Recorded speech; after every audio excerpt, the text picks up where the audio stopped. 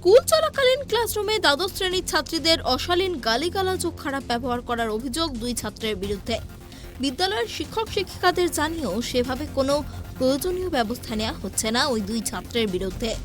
এই অবস্থার প্রতিবাদ জানিয়ে শুক্রবার দুপুরে বিদ্যালয়ের মূল ফটকের সামনে ধর্নায় বসলো একদল ছাত্রছাত্রী।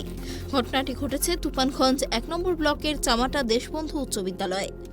ওই বিদ্যালয়ের দ্বাদশ শ্রেণীর এক ছাত্রী জানান, গতকাল দুপুরে যখন আমরা বেশ কয়েকজন ছাত্রী ক্লাসরুমে ছিলাম, তখন ওই ছাত্র আমাদের ক্লাসরুমের এক জায়গায় বসে নিজেদের মধ্যে উচ্চস্বরে খারাপ গালিগালাজ করে। ও একটা অশ্লীল ভাষায় আর কি আমাকে গালি দেয়। আমাদেরকে বলতে কি মেয়েদের মানে ছাত্রীদের? মানে আমরা যে কজন গিয়েছিলাম, আমি আর আমার আর 3 জন বান্ধবী, আমাদেরকে বলার পরে আমরা যখন আর কি ওরাই আবার বলে, আমরা কিছু বলি নাই আগে থেকে, ওরাই বলে যে কি করবি, যে স্যারকে গিয়ে জানাবি চল। বলার পরে ওরা দুজনে আগে স্যারের কাছে গেল, গিয়ে আমাদের সহকারী প্রধান শিক্ষক ওনার রুমে গিয়ে ডাকাডাকি করছিল, কিন্তু উনি কি বলে ওইখানে উনি ক্লাস নিতে গিয়েছিল। তখন আর কি ওদেরকে না পাওয়াতে এমনি স্যারদেরকে ডাকলো, কিন্তু স্যাররা ওদের কথায় আসেনি। তারপরে আমি একজন ম্যামকে আর কি ডেকে সব কিছু বলি যে আমাকে এই ভাষায় গালি দিছে। তারপরে ম্যামের সামনেও ওই ভাষা দিয়ে বলে যে আমি তোকে এই গালি দিই নাই। তারপরেও মানে কিছু অস্বীকার করছে, তারপরে অনেক কিছু বলছে, কিছু বলি নাই। কিন্তু এইটার সুবিচার চাওয়ার জন্য আমি ম্যামদেরকে বলছি, তাতেও মানে কোনো কিছু হয় নাই। তো হেড স্যার ছিল না, বলছে সেক্রেটারি ছিল না, বলছে যে হেড স্যারকে একটা নোটিশ জানাইতে।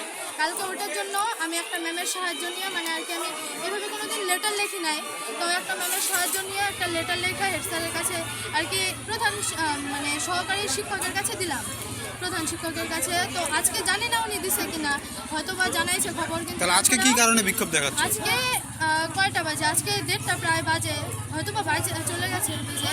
তো এখনও কিছু হয়নি। কালকেও এইভাবে রাস্তায় বসা হয়েছিল, কিছু হয়নি। কালকে আমাদের আশ্বাস দিছে যে আজকে দরকার পড়লে ক্লাস বন্ধ থাকবে, কিন্তু আমাদের এই বিচারটা আগে হবে।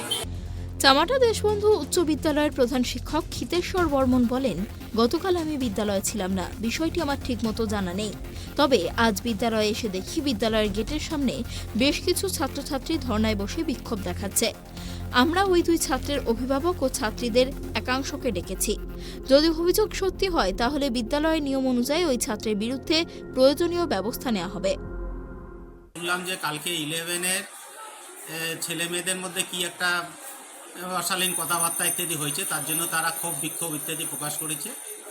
আজকে এখন ওইটা নিয়ে যে যারা গণ্ডগোলটা করেছিল তাদের গার্জিয়ানদেরকে ডেকেছি।